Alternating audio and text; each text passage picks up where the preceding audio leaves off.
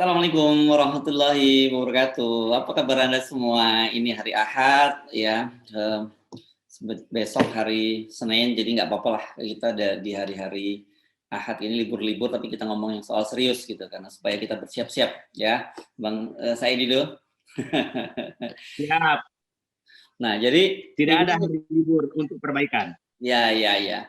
Karena ini banyak sekali berita berkaitan terutama dengan BUMN. Ini dikabarkan bahwa Menteri BUMN Erick Thohir sedang bertemu dengan petinggi Emirat ini untuk Emirat ini maskapai penerbangan juga yang untuk membantu menyelamatkan Garuda. Tapi yang juga disoroti oleh netizen ini menjadi pertanyaan, kenapa ya kok sekarang ini BUMN dihancur-hancuran gitu di bawah Erick Thohir ini? Apakah Erick Thohir ini hanya tukang cuci piring atau dia bagian dari kerusakan yang terjadi di BUMN gitu? Karena ini ada yang menarik ini dikaitkan ternyata Erick Thohir itu pernah membuat pernyataan tidak ada tempat bagi radikalisme BUMN.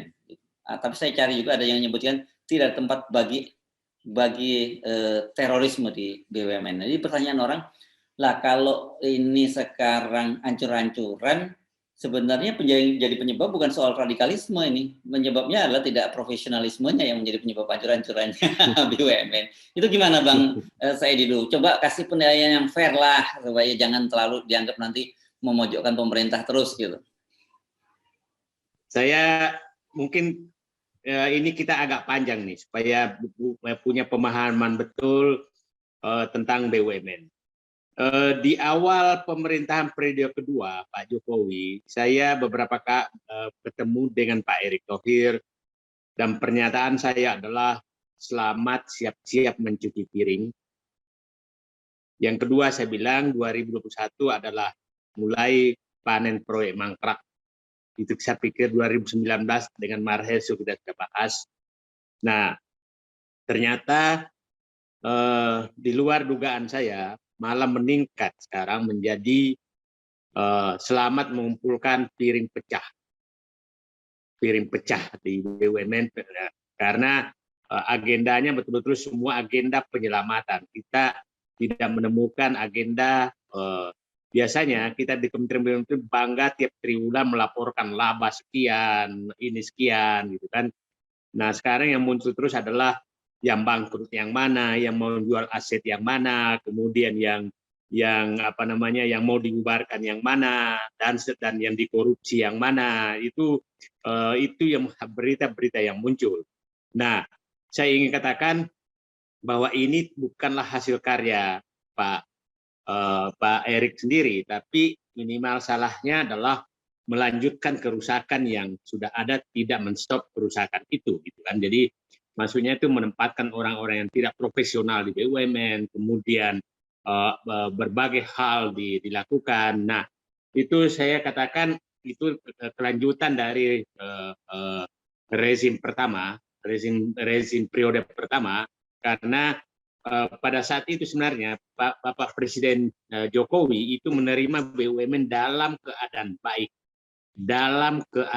baik. Jadi per tahun 2000 ketika beliau menjadi presiden pertama kali itu BUMN itu sehat, ya gitu ya. Ukurannya apa itu Bang? Kita mengambil indikator saja, bahwa indikator yang sering diungkap tahun 2003 pada saat pemerintahan Pak Megawati, Presiden SBY itu menerima BUMN itu dengan kerusak berat juga. Laba hanya 27 triliun dan 2014 naik menjadi 160-an triliun, jadi 6 kali lipat naik labanya. Utangnya juga tidak besar gitu, hanya sekitar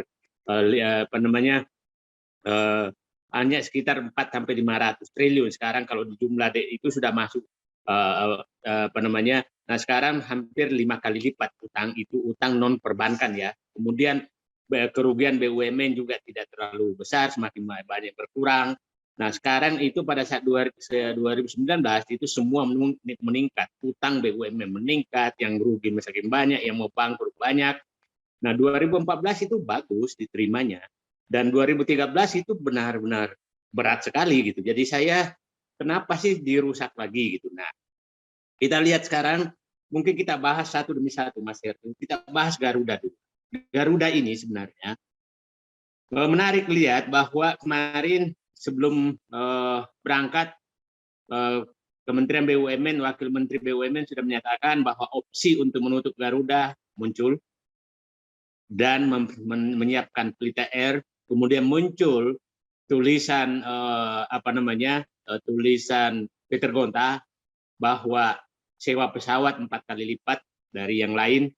Kemudian muncul tulisan Pak Dahlan Iskan bahwa langkah Erick Thohir adalah perlu dapat ujian. Itu saya mau bahas supaya kita lihat semua. Nah, sekarang kita tahu hampir semua penerbangan menghadapi masalah di pandemi ini, seluruh dunia. Dan masing-masing negara punya cara untuk menyelamatkan industri penerbangannya.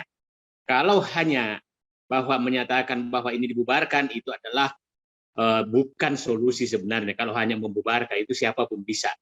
Nah, tulisan Peter Gonta perlu kita lihat, itu menurut saya terlalu bombastis, karena begini, membandingkan sewa pesawat, itu minimal 3 variabel yang kita harus lihat, harus sama, baru bisa dibandingkan.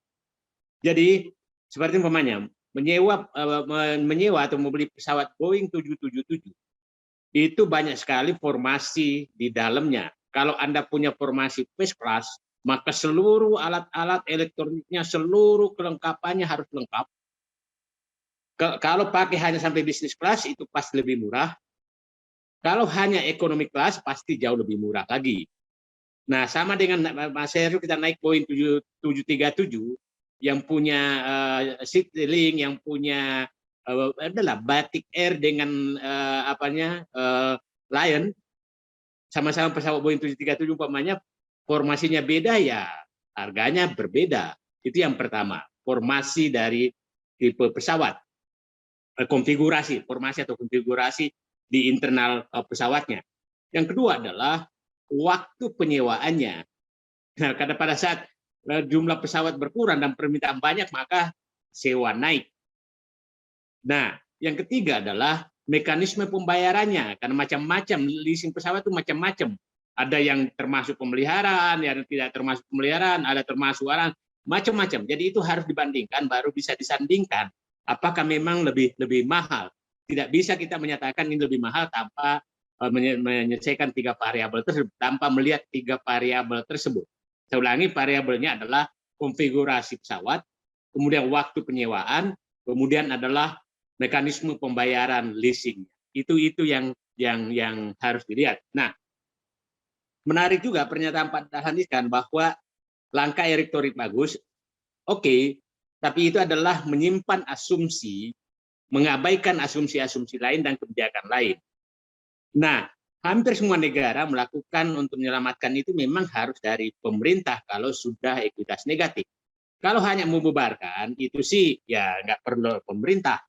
Nah, kita lihat bahwa kenapa ini perlu dianalisis, karena ada kebijakan lain yang harus kita bandingkan.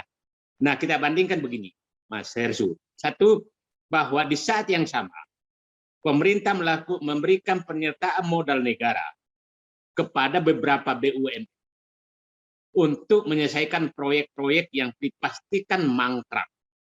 Kereta api cepat yang kira-kira 100 tahun baru bisa 100 tahun lebih baru bisa balik modal. Kalau balik modal, tol yang banyak yang rugi, ini dijual-jual oleh BUMN konstruksi karena membebani utang. Kemudian berbagai proyek-proyek besar lainnya itu dilakukan dan itu dipastikan rugi.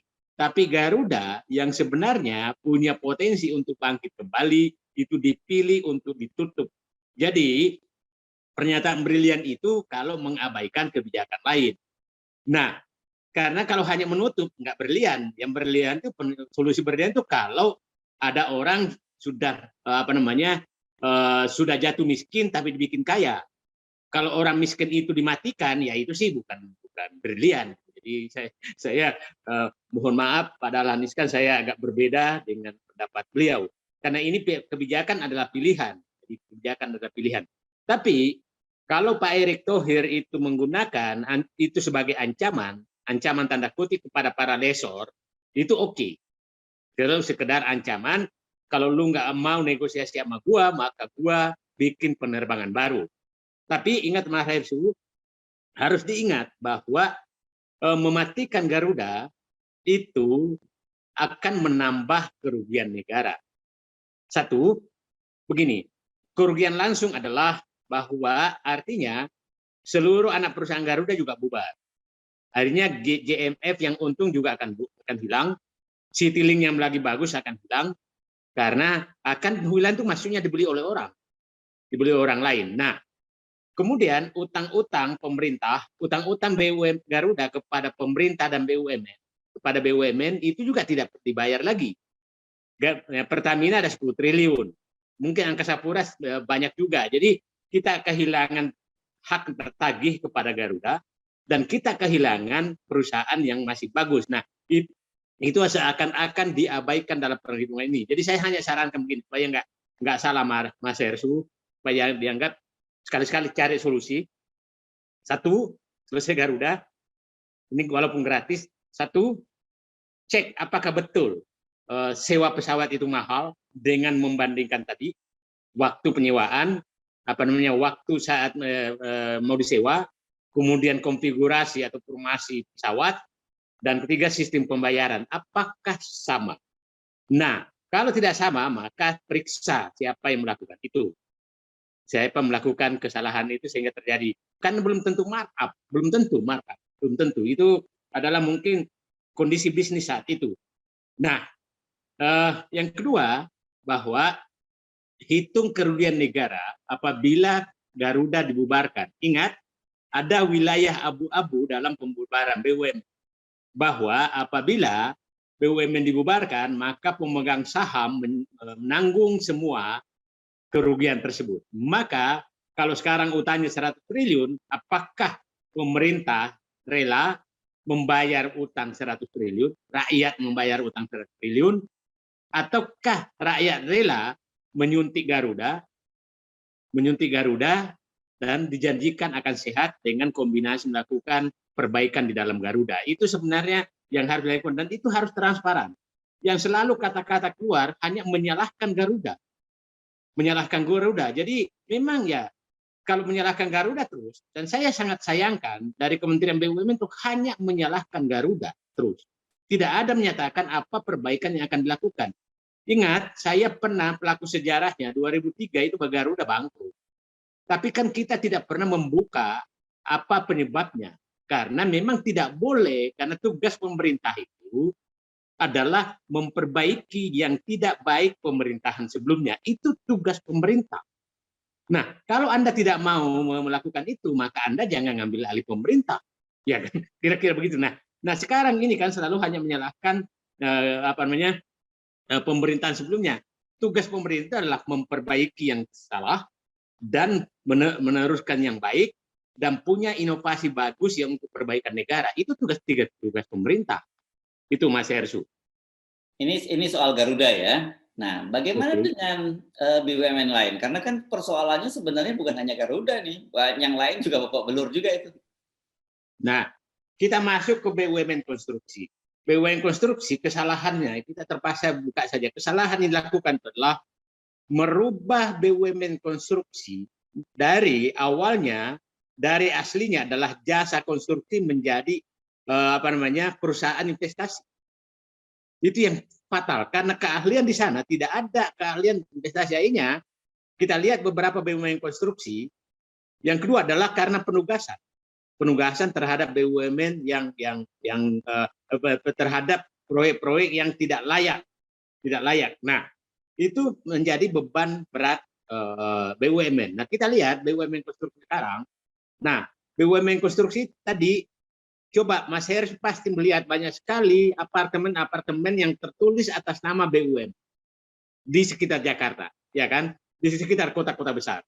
Nah, itu bukan pekerjaan dia, dan itu diubah menjadi perusahaan investasi, menjadi perusahaan real estate, ya kan? Nah, itu jadi pengembang, jadi jasa konstruksi menjadi pengembang. Disitulah anjloknya semua, ditambah penugasan yang sangat besar. Jadi sekarang Pak Sersu, apa solusinya? Kita sekarang bicara solusi, hentikan semua kegiatan-kegiatan yang bukan ahlinya di BUMN konstruksi, hentikan proyek-proyek yang tidak layak penugasan itu. Nah, pertanyaan masih publik adalah bagaimana dengan BUMN yang sudah kebebani utang? Kebebani utang besar. Nah, sekarang kan lagi melelang beberapa beberapa ruas tol dan menyatakan akan laku semua. Nah, di 2020 sebelum 2024 itu kan akan laku semua. Nah, timbul pertanyaan di sini, Mas Heri. Satu adalah ada wilayah abu-abu dalam pelepasan aset ini. Satu, menurut Undang-Undang BUMN dan Undang-Undang Keuangan Negara bahwa semua pelepasan aset BUMN itu harus persetujuan DPR. Kelihatannya ini sudah diabaikan. Tidak lagi, dia jual-jual saja. Yang kedua, ini perlu diawasi bahwa jangan sampai ini menjadi pintu masuknya investor asing untuk menguasai jalan tol. Karena ini adalah prasarana strategis. Nah, jadi jangan dibebaskan begitu saja. Itulah dulu kenapa sangat dibatasi investor asing masuk untuk mengelola jalan tol. Karena itu sangat penting dikuasai oleh negara. Nah, jadi saran saya hentikan penugasan itu. Kemudian penjualan yang ketiga sangat rawan karena ini strategi sales bukan perusahaan publik. Negosiasinya seperti apa? Nah, selalu dikatakan sekarang adalah sudah mendapatkan lebih tinggi dari ekuitasnya. Itu kan selalu dikatakan. Jadi sehingga menyatakan untung. Nah, ingat membangun jalan tol itu bukan sekedar ekuitas, tapi prospek bisnis ke depan, keuntungannya seperti apa. Itu kan baru dipresentasikan, baru itulah harganya. Ini tidak pernah dibuka ke publik. Berapa sih sebenarnya berapa sih sebenarnya keuntungan yang akan diperoleh masuknya sebagai investor di jalan tol tersebut. Nah, ada kecurigaan saya, ini nggak pernah dipublish karena memang BUMN ini, jalan tol ini dibangun tidak menguntungkan sehingga tidak dipublish, tidak dipublikasi. Dan yang menarik lagi, anggota DPR diam saja, tidak ada yang bicara, padahal ada wilayah abu-abu hukum di situ. Nah, kalau ini terjadi terus, maka diperkirakan suatu saat bahwa BUMN akan menjual aset-asetnya tanpa persetujuan DPR. Tanpa persetujuan DPR. Nah, itu ada pernyataan lagi yang menarik dari istana, dari pemerintah, bahwa aset BUMN itu, jalan tol itu tetap milik negara. Itu adalah aset, bukan menjual aset. Nah, orang ini perlu tahu HGU, HGB, HTI itu hak negara yang dikuasai swasta, ya kan? Nah, terus dia jual belikan antar dia sendiri. Nah, kenapa kok seakan-akan jalan tol ini adalah tetap milik negara sehingga tidak terjadi penjualan aset. Nah, swasta tiap hari jual beli kebunnya itu HGU, tiap hari jual beli ininya kok nggak dipermasalahkan. Jadi memang kita ini diajak menjadi dungu semua. Nah, jadi aneh sekali pernyataan seperti itu. Nah, ingat yang dimaksud aset negara itu adalah hak kelolaan yang diberikan negara kepada seseorang, kepada BUMN atau kepada pihak lain, itu kepada BUMN untuk dimasukkan sebagai pendapatan negara, maka itulah menjadi aset BUMN. Bukan berarti bahwa itu bukan aset BUMN. PTP punya HGU itu aset BUMN. Aset BUMN. Pertambangan punya IUP, izin usaha pertambangan, hak kelola itu adalah aset BUMN. Jadi ini menurut saya adalah perkeliruan yang dibuat untuk menghalalkan bahwa penjualan jalan tol itu adalah bukan penjualan aset BUMN. Itu mereka. Nah, itu saya pikir Mas Hersu tentang konstruksi. Yang menarik Mas Hersu adalah kita tahu sekarang yang agak leha-leha tanda kutip adalah BUMN perbankan. Nah, publik harus paham bahwa laba BUMN perbankan itu diperoleh dari pembelian SUN sebagian besar. Bukan karena bisnis. Kan begini. BUMN, nah itu ya ini rakyat harus paham. Jadi begini. BUMN menerima uang rakyat dalam bentuk bunga tabungan dan deposito bunganya sekarang rata-rata 2%. Perbankan menggunakan uang rakyat itu membeli sun yang bunganya 6%. Sehingga perbankan punya margin 4% dari uang rakyat, bukan hasil kerja BUMN. Coba kalau sun hilang, sun hilang, maka margin ini hilang. Jadi itu sebenarnya jadi rakyat sudah dibisniskan oleh negara. Jadi bukan lagi uang rakyat, uang kita di sana tuh ya 50 ribu, 100 ribu ya itu di bisnis.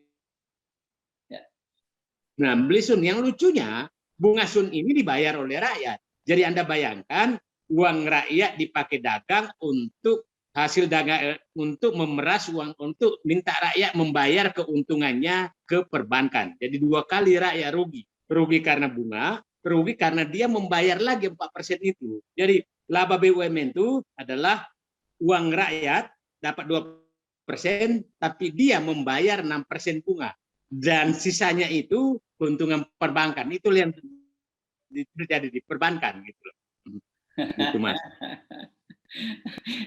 Aduh, ini luar biasa sekali ya. Jadi sebenarnya orang dengan jadi ke eksekutif di BUMN, di bank-bank BUMN itu tidur aja dia udah nggak perlu mikir-mikir juga udah untung tuh perusahaan ya. Nah, ingat akan muncul nanti laporan yang akan mengagetkan bahwa BUMN laba cukup tinggi karena ingat harga batu bara komoditas pertambangan itu naik dari 2020 itu hampir 5 kali lipat. CPO 3 kali lipat. Jadi itu tunggu aja akan keluar data itu dan pasti keluar data perbankan akan laba besar karena yang saya uraikan tadi. Nah, ini kan karena harga bukan karena pengaruh apa-apa. Nah, yang menarik lagi kita masuk ke BUMN pelabuhan. BUMN pelabuhan. Waktu saat diresmikan Pak Presiden itu agak menarik angka yang dilaporkan. Dan saya katakan saya setuju langkah itu, tapi terlalu bombastis menyatakan bahwa setelah penggabungan pelabuhan peti kemas itu kita memiliki kapasitas peti kemas nomor 3 atau nomor 4 di dunia. Kalau orang nggak paham, hebat sekali setelah penggabungan. Sebelum digabung juga iya. Itu cuma ini disatukan satu apa? Tapi itu kan milik Indonesia semua, milik BUMN semua. Tapi kok seakan meningkat setelah digabung gitu kan? Padahal sebenarnya Pelindo 1, Pelindo 2, Pelindo 3, Pelindo 4 yang memiliki peti kemas digabungkan menjadi satu. Sebelumnya juga segitu kapasitasnya, bukan berarti karena setelah digabung menjadi peningkatan kapasitas, bukan.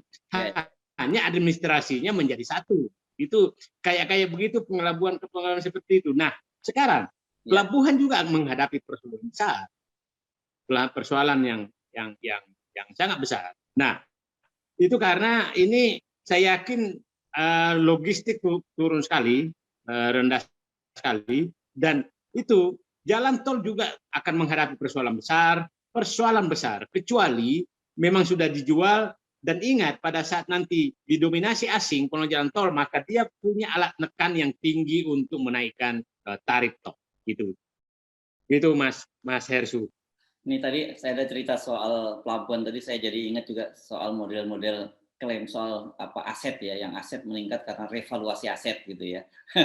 Nah, ini menarik. Kemarin ya terpaksa kita masuk. Kemarin Pak Prastowo menyatakan bahwa aset negara, salah satu aset negara, aset pemerintah naik menjadi 11.000 triliun. Nah, ini publik agak harus paham.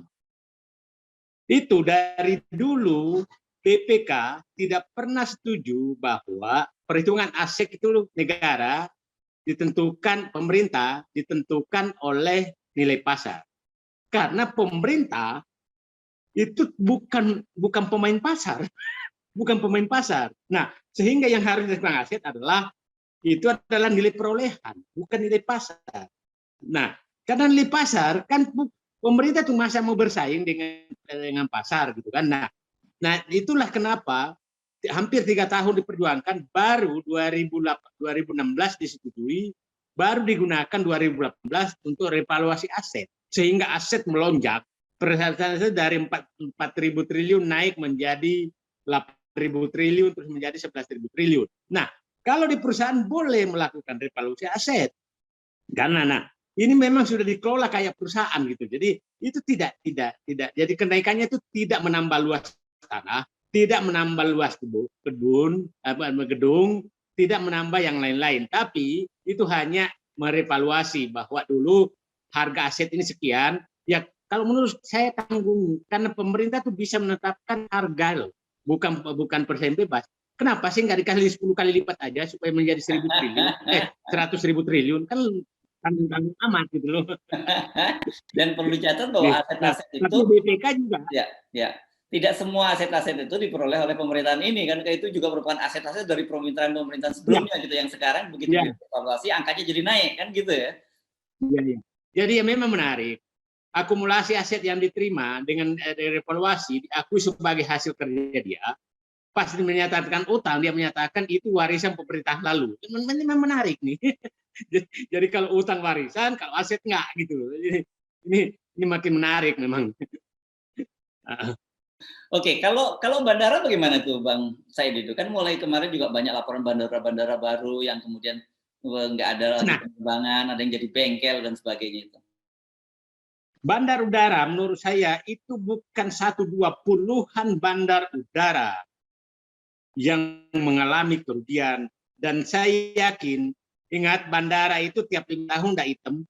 Mungkin tahun 2023 kita udah lihat hitam-hitam semua karena nggak ada biaya pemeliharaan, karena memang tidak layak. Nah, ini sangat besar masalahnya karena bandara tidak bisa diapa-apakan, Nah, ini menurut saya saya tidak punya jalan. Nah, tidak punya jalan untuk menyelesaikan masalah bandara. Mau diapakan?